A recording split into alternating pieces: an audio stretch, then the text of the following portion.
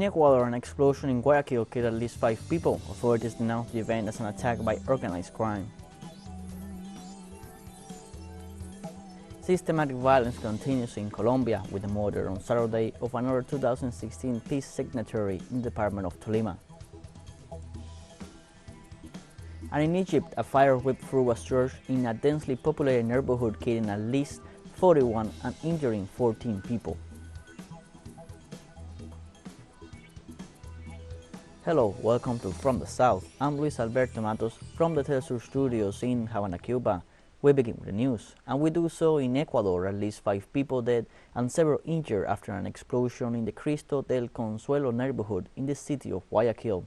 According to authorities, the explosion of great magnitude occurred in the early morning hours of this Sunday, causing so far the death of 5 people and 20 injured. The explosion also destroyed homes, affected several cars, and caused damage to electrical lighting in the sector. Witnesses said that shots were heard first and then there was the explosion. Personnel rescue are still in the sector assessing the damage and helping the injured. The authorities have not yet confirmed the origin of the explosion.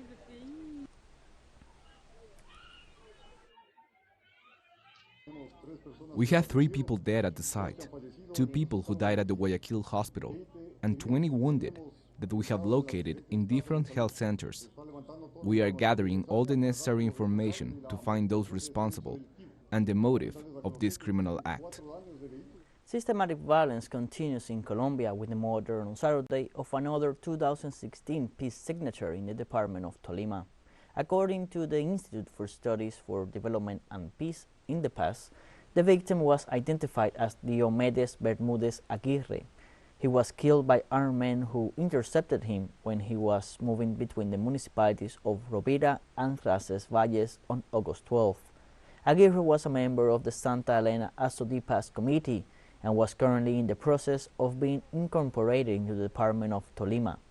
According to INDEPAS, so far this year, there have been 32 murders of peace signatories and 338 since the agreement was signed in 2016.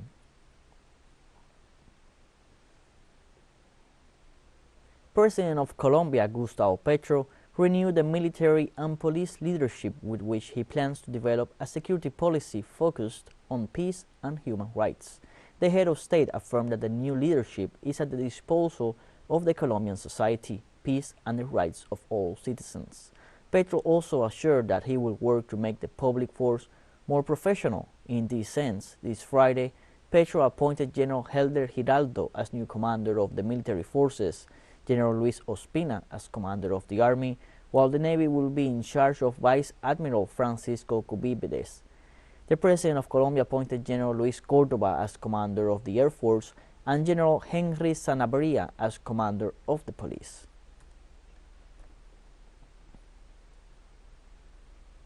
In Paraguay, Dr. Jorge Querey said developments from 12 to 18 hours have been positive, adding that former President Fernando Lugo woke up this Saturday very stable with encouraging signs. The specialist said all his cardiovascular, renal, and gastrointestinal functions reported stable evolution and functioning. Querey explained that they always keep in mind that Lugo is still an intensive care patient. In neurological terms, they will not give a prognosis until Tuesday or Wednesday, once the sedation medication has been suspended.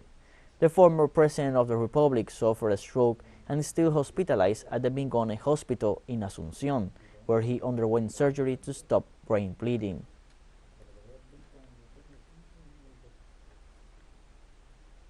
The Federation of St. Kitts and Nevis held Saturday the official ceremony to swear in the members of the new federal government's cabinet. Honorable Dr. Terence Rue of the St. Kitts Nevis Labour Party took oath as Prime Minister of the nation, followed by the other members of the new federal government. Along with the swearing-in ceremony, the ministerial portfolio was also assigned to each member of the new cabinet. The elections had brought the St. Kitts and Nevis Labour Party, led by Terence Rue, back to power for the first time since their loss in 2015.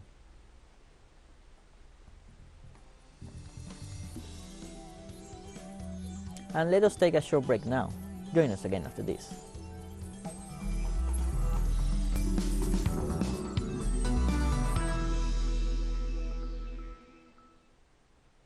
Welcome back to From the South. In the United Kingdom, train drivers began a new 24-hour strike due to the loss of purchasing power in the country. In a communique, the British Train Drivers Union, ASLEF, defended the measure as a last resort in the face of the refusal of the companies and the UK government to agree to wage increases for railway workers.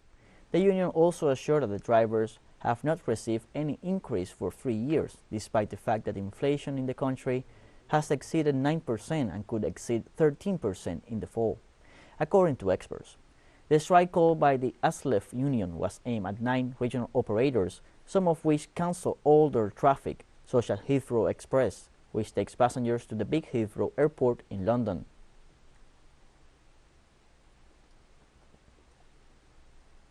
Flags flew half-mast in Montenegro on Saturday as the country declared 3 days of mourning following a shooting rampage that killed 11 people on Friday, including the gunman.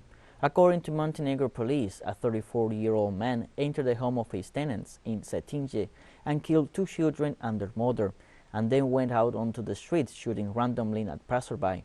Obituaries for the victims were posted across Cetinje and funerals are expected on Sunday. 6 people who were injured were taken to hospitals, and 3 of them are still in a serious condition in intensive care. Eyewitnesses said the situation was chaotic as the gunman went on a rampage through the streets. According to preliminary information, a policeman was also injured in a gun battle with the shooter, before a civilian shot the gunman dead.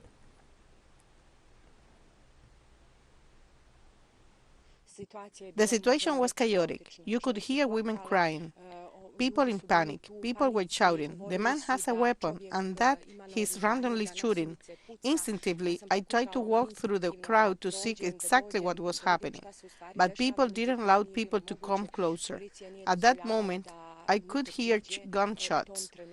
It was not a pleasant situation. People were talking, various information was flowing, but I can say this was really one tragic event for the whole of our country.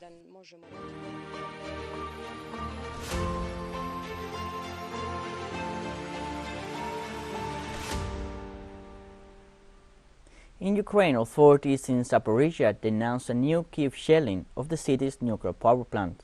According to the spokesman of the city's civil military administration, Vladimir Rogov, the Ukrainian troops again shelled the city of Energodar and the Zaporizhia nuclear power plant.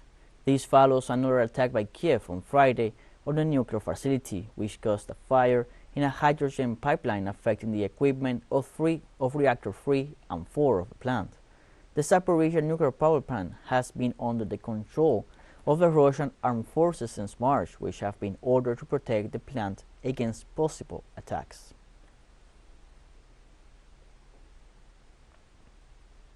In the Donbass, the Lugansk People's Republic faces the challenge of reconstruction following the recent expulsion of all Ukrainian forces from its territory. Our special envoy, Alejandro Kirk, has more details.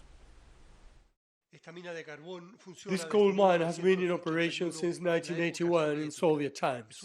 It is one of the main sources of energy for Lugansk and the entire Donbass. The technological and production challenge it faces is enormous.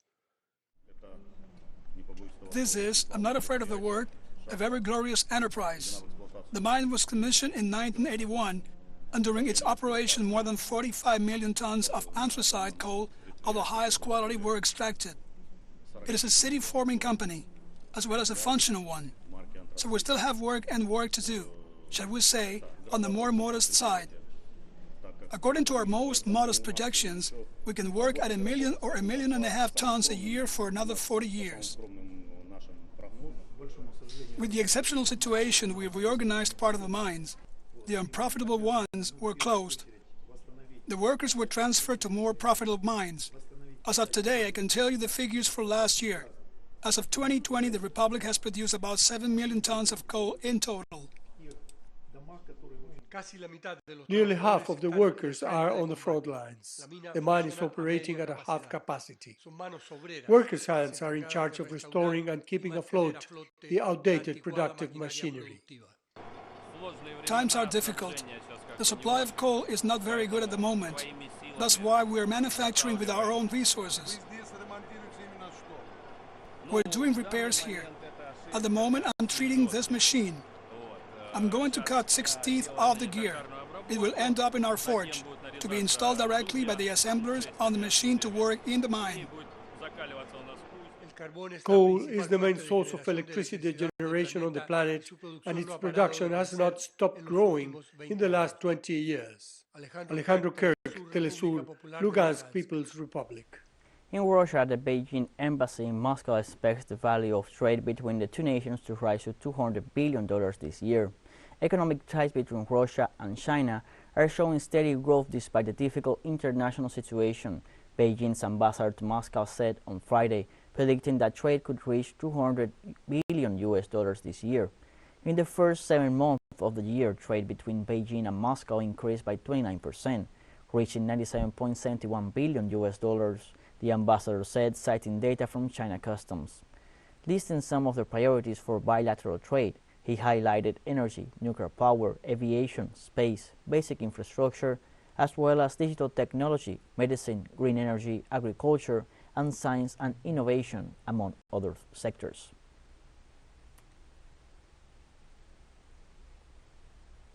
Supporters of opposition leader Raila Odinga took to the streets of Nairobi Saturday to celebrate after official election results show him leading Kenya's presidential elections.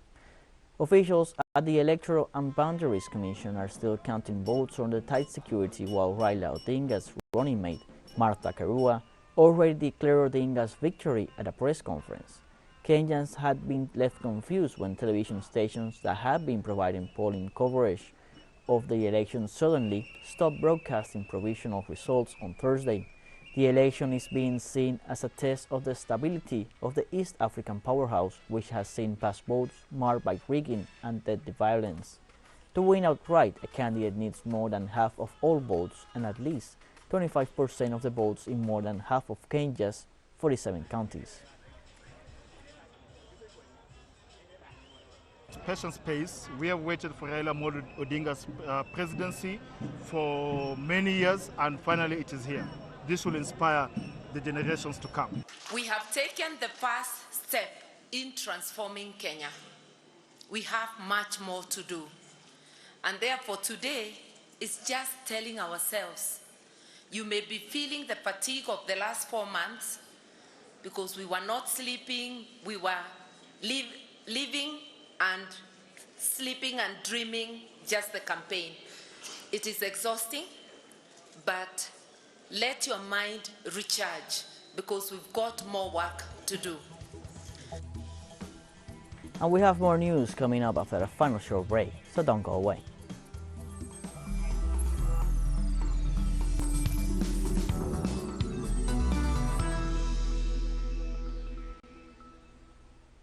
Welcome back to From the South. A fire ripped through a church in a densely populated neighborhood of the Egyptian capital of Cairo on Sunday as congregants worship, killing at least 41 and injuring 14, the Coptic church said. It was one of the worst fire tragedies in Egypt in recent years. The cause of the blaze, which produced huge amounts of smoke in the Abu Saifain church in the working-class neighborhood of Mbamba, was not immediately known. An initial investigation pointed to an electrical circuit, according to a police statement. The Coptic church cited health officials in reporting the casualty toll. It said the fire broke out while a service was underway. Sunday's blaze was one of the worst fire tragedies in recent years in a country where safety standards and fire regulations are poorly enforced.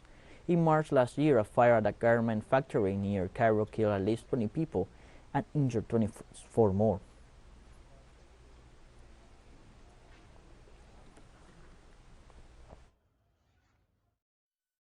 Downstairs, there is a daycare, and on the upper floor, there is also a daycare.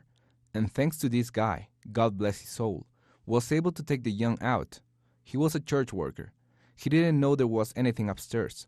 But when the noises and the yelling started and people arrived, we went inside, went upstairs, and found people dead. We started to see from outside that the smoke was getting bigger, and people wanted to jump from the upper floor, from the building of the church to the next. And one did. Then we went inside and we found the children and we started to take the bodies out.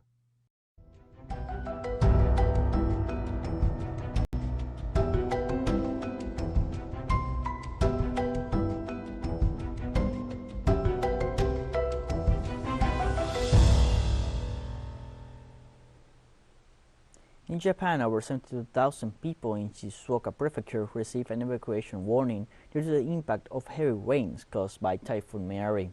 According to Japan's meteorological agency, the eye of the storm is advancing northwestward across the Pacific Ocean at a speed of 20 km per hour.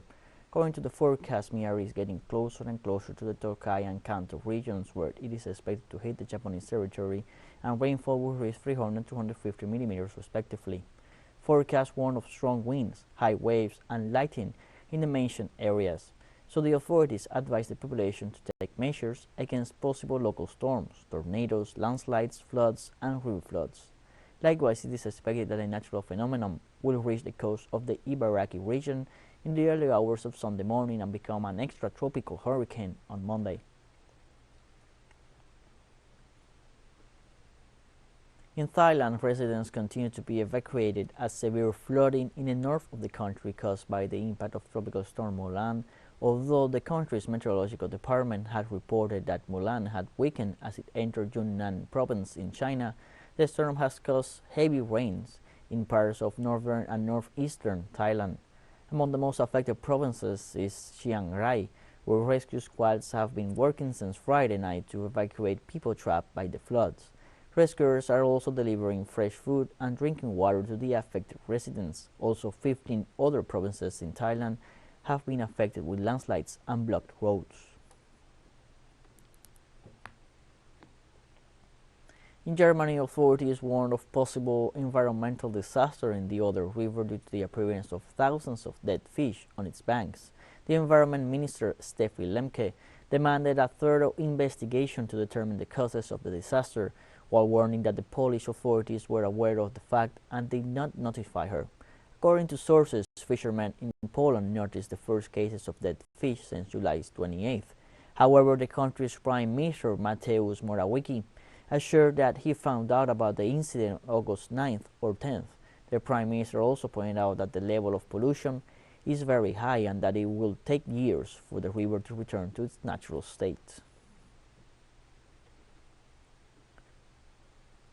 Thousands of people gathered in central Seoul on Saturday to stage a protest calling on the South Korean government to suspend its hostile policies towards North Korea and China, including joint military exercises with the United States.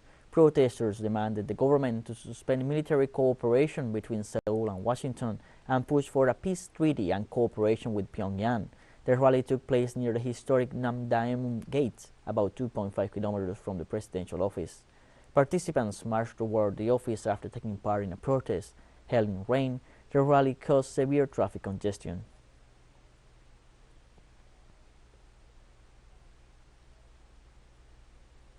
Taliban fighters beat women protesters and firing into the air on Saturday as they violently dispersed a rare rally in the Afghan capital days ahead of the first anniversary of the hardline Islamist return to power. About 40 women chanting bread, work and freedom marched in front of the Education Ministry building in Kabul before the fighters dispersed them by firing their guns into the air. Some women protesters who took refuge in nearby shops were chased and beaten by Taliban fighters with their rifle butts. The protesters carried a banner which read, "August 15 is a black day," as they demanded rights to work and political participation. After seizing power, Taliban had promised a softer version of the harsh Islamist rule that characterized their first stint in power from 1996 to 2001, but many restrictions have already been imposed.